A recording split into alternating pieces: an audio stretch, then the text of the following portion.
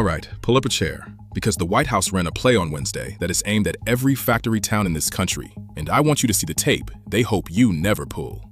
At the NATO press conference, the president said we have the largest number of plants being built for the most money ever in the history of our country. Car plants, AI plants, pharmaceutical plants. Now here is the thing about plant construction. Your government literally keeps a running tape of every dollar that pours a foundation. So today we are going to roll that tape against that sentence. The claim, word for word. Quote, "We have the largest number of plants being built for the most money ever in the history of our country." Most money, ever, in history.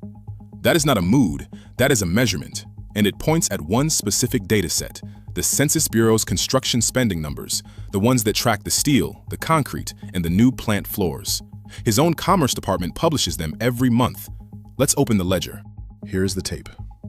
In May of this year, manufacturing construction spending was running at an annual rate of about $175 billion. Sounds big, until you see where it has been. Down about 28% from the end of 2024, the last full month of the previous administration. Down about 26% from this president's own first full month back. Down about 22% from just a year ago. Every direction you look from, the line points the same way. Down. Now, the part of the story that takes real nerve, to stand at a podium and skip.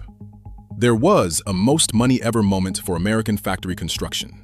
A genuine record, the biggest plant building surge on the books. It happened under the last administration, set off by the CHIPS Act and the climate law. Hundreds of billions in subsidies that put shovels in the ground from Ohio to Arizona. That is the record this president inherited. And the tape shows spending has been sliding ever since his term began. 17 straight months of coming down the other side of somebody else's mountain. And I will give the fair version its day, because we do not cheat here.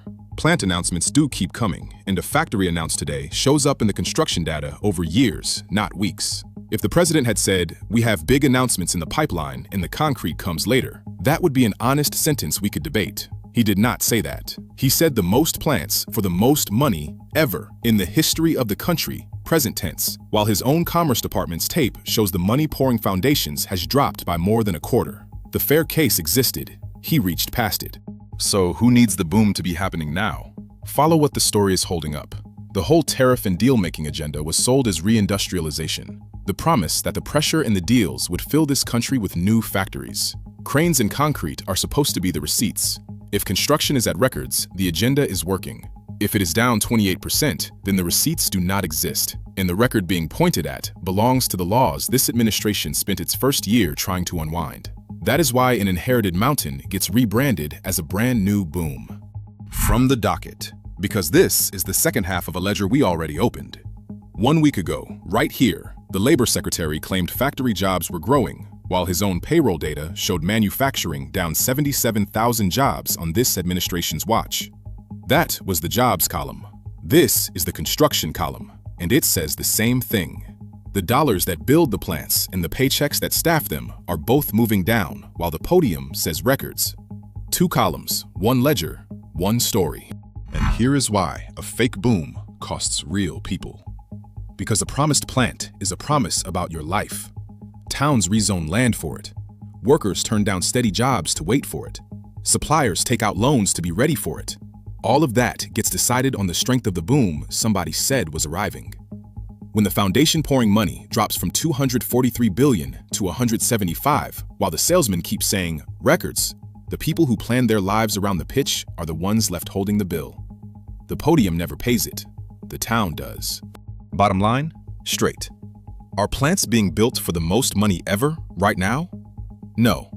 Factory construction is running about 28% below the record, and it has fallen every month of this term.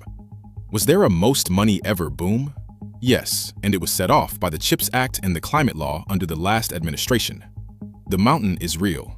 He is just standing on the way down it, pointing up. If you live in a factory town, you deserve the tape, not the pitch, because you are the one who plans a life around the difference. Watch the concrete, not the podium. Now go do something with it. I'm Marcus, and this is Pixel Politics.